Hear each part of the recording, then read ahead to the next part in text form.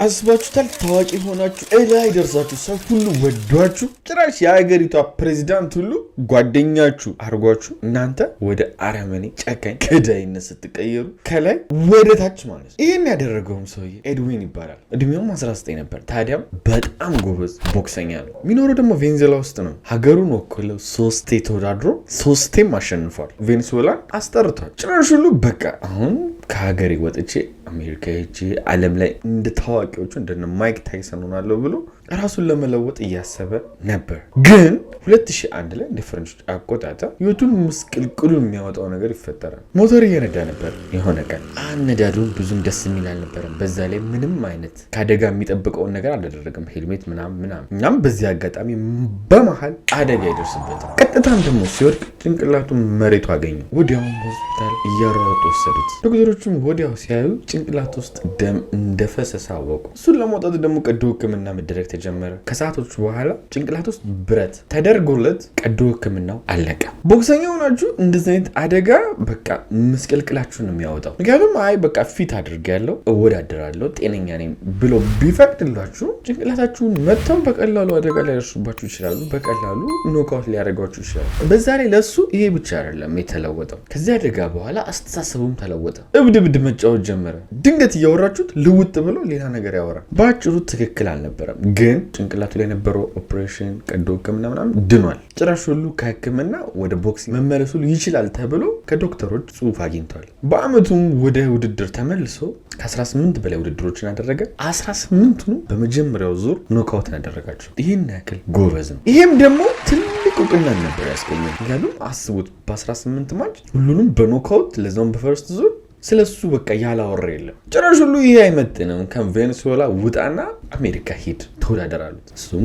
2004 ላይ እንደ ፈረንጆች አቆጣጠር ወደ አሜሪካ ሄደ። ችግሩ ግን አሜሪካ ውስጥ ቦክስ ቀልድ አይደለም። እያንዳንዱ ነገራችሁ ይመረመራል። ምክንያቱም የሚከፈላችሁ በጣም ትልቅ ብር ስለሆነ ህይወታችሁን ከዚህ ቡም ባንዲ በቃ የትናየት ስለሆነ እያንዳንዱ ነገራችሁ ስለናንተ መታወቅ አለበት። እሱም ደግሞ ለዚህ ብቁ ነው የሚለውን መመርመር ጀመረ። ህክምና ምርመራዎችን ማድረግ ጀመረ። ኤምአርአይ ቼክ ሲደረግ ጭንቅላት ውስጥ ብረት እንደገባለት እንዲሁም ደም ወደ ውስጥ ፈሶ እንደነበረ አወቁ። የዛሬ ስንት ዓመት አደጋ በደረሰበት በሞተር ሳይክሉ ምክንያት ማለት ነው። ይህን ደግሞ የቦክስ ፌዴሬሽኑ ካየ በኋላ ነው እሱ በቂ አይደለም፣ አሜሪካ ላይ መወዳደር አይችልም አሉ።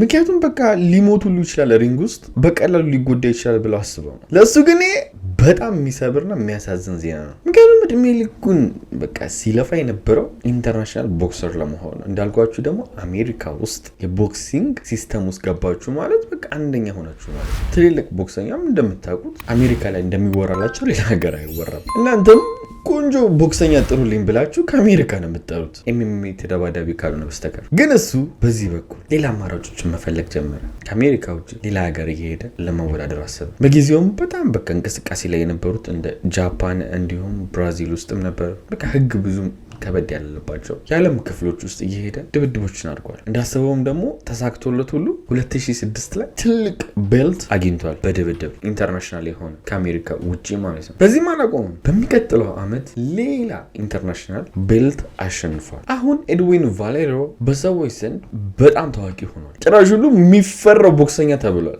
የሀገሩ ህዝብማ በጣም ነው የሚወደው። ቬኔዙዌላ ውስጥ ሰው ሁሉ ኤድዊን ነው የሚለው። እናም ፕሬዚዳንቱ ሁሉ ተዋውቆት የፕሬዚዳንቱ ሁሉ ጓደኛ ሆኗል። የቬኔዙዌላ ማለት ነው ከሂጎ ሻቬዝ ጋር ማለት ነው።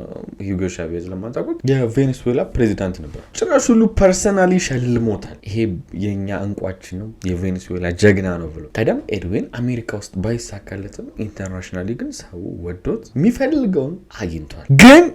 ግን ኤድዊን ትልቅ ችግር አለበት፣ የመጠጥና የአደንዛዥ እጽ። ይህን የጀመረው ገና ልጅ እያለ ነበረ፣ በአስራ ቤቶች ውስጥ ሆኖ አደንዛዥ እጽ። ታዲያም እንደዚህ ታዋቂ ሲሆን ተው በጭራሽ ባገኘው ብር አደንዛዥ እጽ የሚጠቀመውን ከፍን ያደረገው እንጂ አደንዛዥ እጽ መጠቀሙ አላቆም። ሜቢ ለፋይት ድብድብ ሲኖርበት ለትንሽ ጊዜ ያቆምና ከፋይቱ በኋላ ወደ አደንዛዥ እጹ ይመለሳል። ጭራሽ ሁሉ ሰው እንደዛ ሲያደንቀው ሲያጨበጭብለት የምታዩት ሰው ወርዶ በጣም የሚያስጠሉ ነገሮችን ሲሰራም ታዩታላችሁ። ይህም ነገር ደግሞ አስቡት፣ ከመጀመሪያው እሱ አደጋ ከደረሰበት በኋላ ጸባዩ ተቀይሯል። በቃ ምናምን ብያችሁ ነበረ። ከሱ ጋር ተደምሮ አደንዛዥ እጹ ጋር በጣም በቃ ለመገመትና ለመያዝ የሚከብድ ሰው ሆኗል። አብዷል ብትሉት ይቀላል። ሁሌም ተጠራጣሪ ነው። የሆነ ቦታ ሲሄድ ከኋላ ሊገሉን ይላል። አንዳንዴ ሁሉ መኪና ሽልጥ አድርጎ ይነዳል በፍጥነት። ከዛ ምን ሆኖ ሲሆን እንዴ አታዩትም እንዴ ከኋላ መኪና እየተከተለ ነው ይላል። ግን መኪናው የለም የሚከተላቸው በቃ ባዶ ሜዳ ላይ መኪና እየተከተለ ነው ይላል። ከሱም ብዙ ደግሞ እየነዳ መጠጥ ይጠጣል። አደንዛዥ ነገር ተጠቅሞ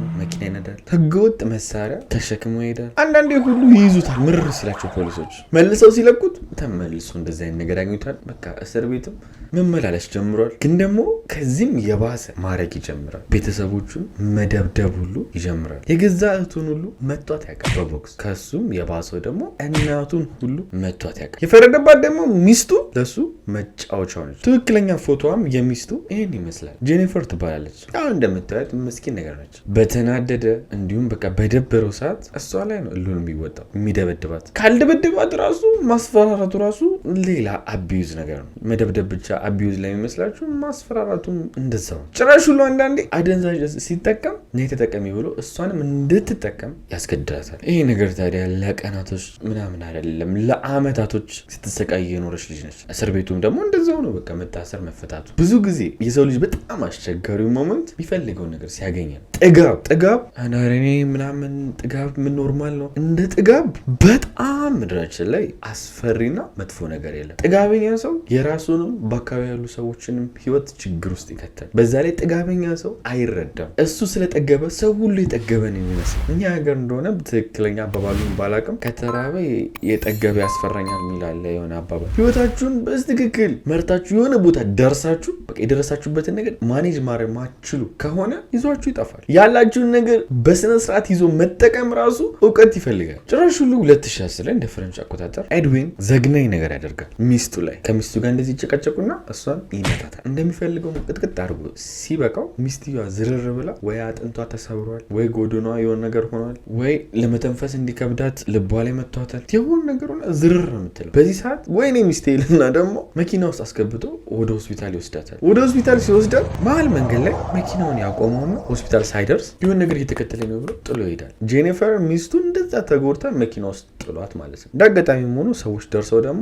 ያው ወደ ሆስፒታል ይወስዷታል። ከትንሽ ቀናቶች በኋላ ደግሞ እሷ ሆስፒታል ውስጥ እየታከመች እሱ ይመጣና ሆስፒታል ሚስቴስ ይላል። አደንዛዥ ተጠቅሞ በቃ ስክርክር ብሎ በዚህ ሰዓት ያው ሕክምና ላይ ያሉ ሰዎች እንዴ በጭራሽ ሚስትን የት እንዳለች አንጠቆም አናገርም ሲል እሱ መበጥበጥ ይጀምራል። ይህንም ፖሊስ ይጠራሉ። ፖሊስም መጥቶ እሱን ያጨናኛል። ግን እስር ቤት ከገባ በኋላ የጄኒፈር ቤተሰብ ጋር ይደውልና ክስ ብታነሱ ያደረግኩትን ነገር ብታወሩ እገላቸዋለሁ ብሎ ያስፈራራቸዋል። እሷንም ቤተሰቧን። እናም ጄኒፈር ፖሊስ ምን ሆነች ነው ብሎ ሲጠይቃት ከደረጃ ላይ ወጥቄ ነው እንደዚህ ነው ምናምን እያለች ትነግራቸዋለች እንጂ ደብድቦኝ ነው አትልም። ስለዚህ ለእሱ ይህ ነገር ቆንጆ ስለሆነ ከእስር ቤት ይወጣል ማለት ነው። ችግሩ ግን ይሄ የፈጠረው ግርግር ድፍን ሀገሩ እንዲሰማ ምክንያት ሆነ። ደግሞ ነግሬያቸዋለሁ በጣም ይወዱታል። ቬንዙዌላ ውስጥ ሀገሩን ወክሎ ሁሉ ተወዳድሮ አሸንፏል። እና ይሄ ዜና ሲወጣ በጣም መነጋገር የሆነ እና ሰዎችም እንዴ ምን ሆኖ ማለት ጀመሩ። አስቡት 27 ውድድር ተወዳድራችሁ 27ቱንም በኖካውት አንድ ሰዓት ተሸነፉ። ማሸነፍ ቦክሲንግ ላይ ተአምር ያስፈልጋል። ማሸነፉ ኖርማል ነው፣ ግን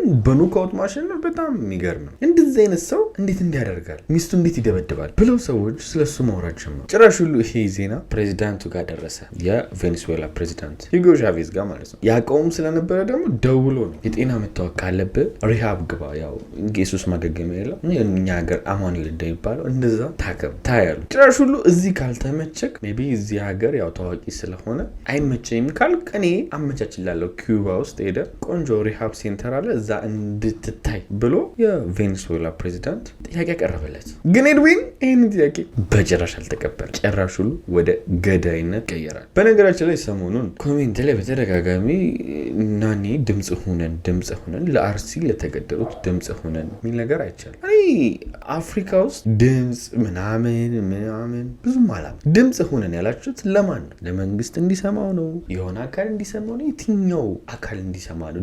ድምፅ የሚኮነው የሆነ አካል ጋር ደርሶ ከዛ ለውጡ የሚመጣ ከሆነ ድምፅ ሁነን ለማን ድምፅ ሁነን ያላችሁት? እኔ ኦርቶዶክስ መገደላቸው በጣም አሳዝኖ ትክክል አይደለም፣ ግን ለማን ነው ድምፅ ሁን ያላችሁት? ያለነው አሜሪካ ቢሆን እንደ ከአንዳንድ ድምፅ ትሆናችሁ። ከዛስ የአሜሪካ መንግስት እዛ ቦታ ላይ በትንሹ በጣም በትንሹ ከ100 እና 200 የሚሆኑ ወታደሮችን ቦታው ላይ ያሰፍራል። በጣም በጥቂቱ ነው የምነግራችሁ። በጣም በጥቂቱ ይሄ ነገር አሜሪካ ውስጥ ቢሆን ሀፕን ያደረገው ዜጋዋ ተገሎባት ቢሆን አሜሪካ ውስጥ ኦርቶዶክስ ሆነ ሙስሊም ሆነ ምንም ሆነ ገዳዮቹን እንዲህ አራሩጣ ነው አንቃ የምትይዝ እኛ ሀገር።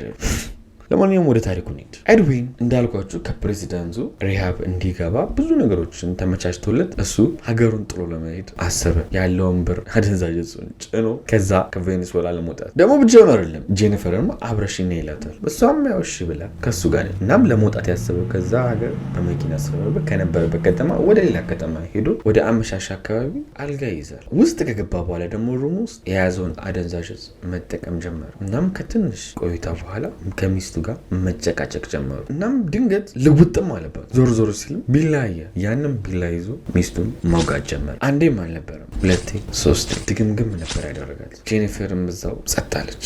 እንደጨረሰም ይህን ነገር አድርጎም ቀጥ ብሎ ሄዶ ሪሴፕሽን ጋር ሚስቴን ገደልኳታል። ሪሴፕሽኗም በርግጋ ፖሊስ ጋር ደወለች። ፖሊሶችን መጥተው ኤድዊን ቫሌሮን ቀጨም አደረጉ። ለፍርድ ከመቅረብም በፊት እስር ቤት ውስጥ ሆኖ ራሱን እዛ እስር ቤት ውስጥ አደረገ። የዛሬ እውነተኛ ታሪካችን ይህን ይመስላል። በቀጣይ ቪዲዮ እንገናኛለን። ሰብስክራይብ፣ ላይክ ማድረጋችሁን እንዳትረሱ። ወዳችኋለሁ። ባይ